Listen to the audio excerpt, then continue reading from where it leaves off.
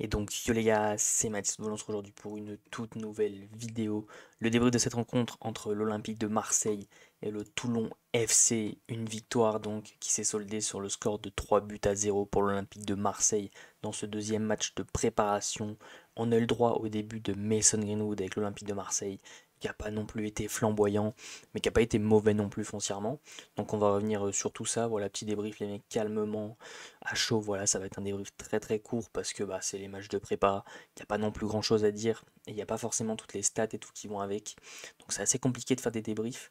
Donc déjà le truc qu'on a c'était le 11 de départ, donc on va y revenir point par point. Donc tout d'abord voilà Ruben Blanco, bon, qui dans cette première période, parce qu'en seconde il est sorti pour laisser sa place à Simon, dans cette première période il a tout simplement rien eu à faire. Vraiment il n'y a pas eu de frappe je crois des Toulonnais, il n'y a absolument rien eu. Donc voilà, Ruben Blanco n'a rien eu à faire.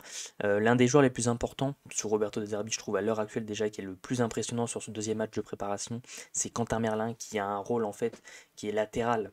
Donc pendant les phases défensives et qui pendant les phases offensives va avoir beaucoup tendance à repiquer dans l'axe. On sait que c'est un milieu de formation, mais franchement, qui s'y attendait à voir un Quentin Merlin tout simplement jouer comme ça? La petite touche de Roberto De Zerbi. Leonardo Balerdi, capitaine donc de cette équipe de l'Olympique de Marseille, qui continue sur sa lancée de la saison dernière, un très serein, qui apporte beaucoup de sérénité, donc qui pour moi déjà mérite ce brassard de capitaine.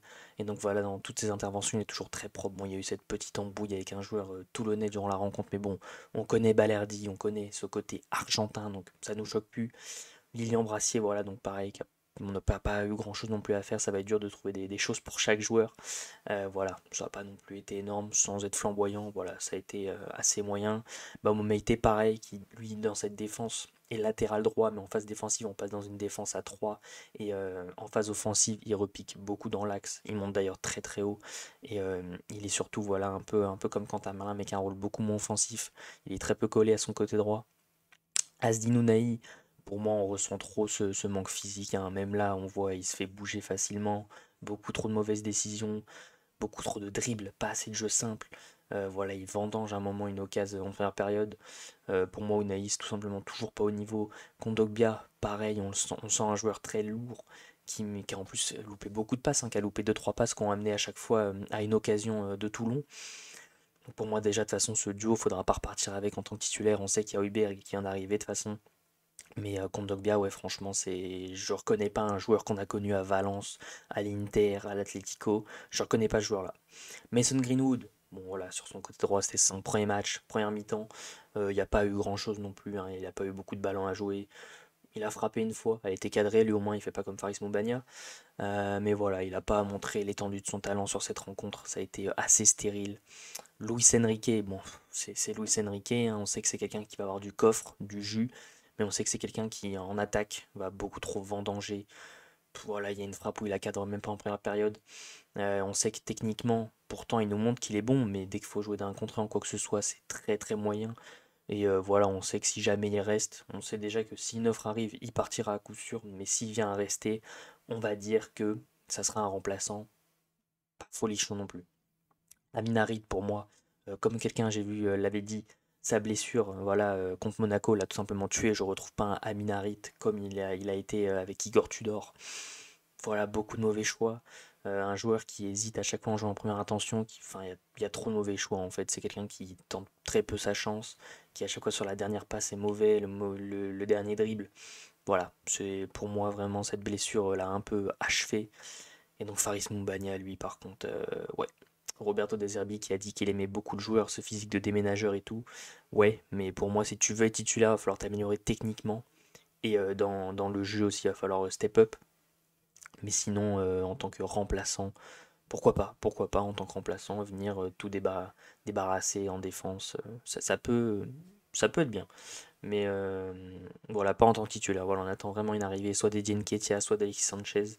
Et d'ailleurs, voilà, il y a aussi encore une occasion, hein, qui vendange en première période, il a mis 6 mètres au-dessus. Donc pour moi, c'est pas normal. Donc par contre, les mecs, au niveau des buteurs, je vous l'avais pas dit. Alors donc le premier but, voilà, c'est une tête de Kondogbia. Le ballon lui revient dessus sur un centre d'Unai. Tête de Kondogbia qui finit au fond, même lui, je sais pas comment il a mis au fond. Ensuite, deuxième but, c'est un penalty obtenu par Enzo Sternal. Les jeunes, on va y revenir rapidement aussi. Penalty très bien obtenu par Enzo Sternal. Et Aminarit, voilà, qui vient transformer ce penalty tranquillement. Et le troisième but, c'est un bijou, voilà, de Kylian Abdallah qui vient fusiller tout simplement le gardien de Toulon. Pour en revenir aux jeunes, les mecs, voilà, on a eu, bah, comme d'hab, ce turnover, un peu moins quand même. On a recommencé un peu avec plus ou moins la même équipe, avec juste Sternal et Abdallah qui étaient rentrés en jeu. Et au fur et à mesure, voilà, les joueurs sont sortis et les jeunes sont rentrés. Voilà, les jeunes qui se montrent à l'œuvre, ça fait plaisir. Très grosse entrée de Enzo Sternal, Kylian Abdallah également. On pourrait mettre qui? On pourrait mettre Raman Daou, Niakossi, Gaël Lafont, Yanis Selami, voilà, beaucoup de jeunes joueurs qui franchement se sont montrés au niveau, mais surtout Enzo Sternal et Kylian Abdallah qui sont rentrés et qui ont été décisifs, et notamment Simon qui sort un penalty, les mecs, faut que je m'en souvienne, hein. Simon, voilà, qui a palmarès de Simon, pour l'instant j'ai arrêté autant de penalty que Paul Lopez. Voilà, on va pas en revenir.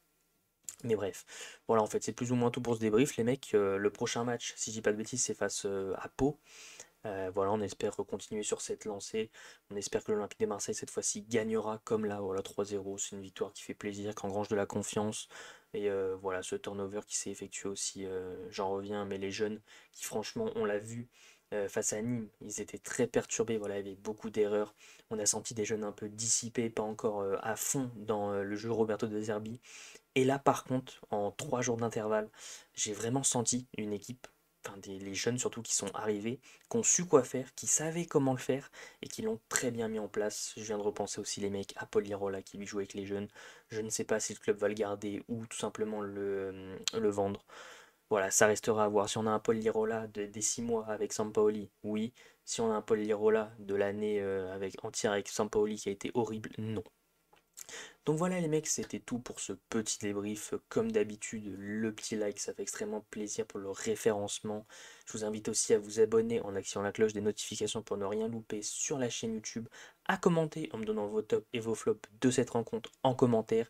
N'hésitez pas aussi à me suivre sur Insta, Twitter, Thread, TikTok. Voilà, je compte sur vous les mecs. Comme d'habitude, on continue de supporter le plus grand club de France. J'ai nommé l'Olympique de Marseille.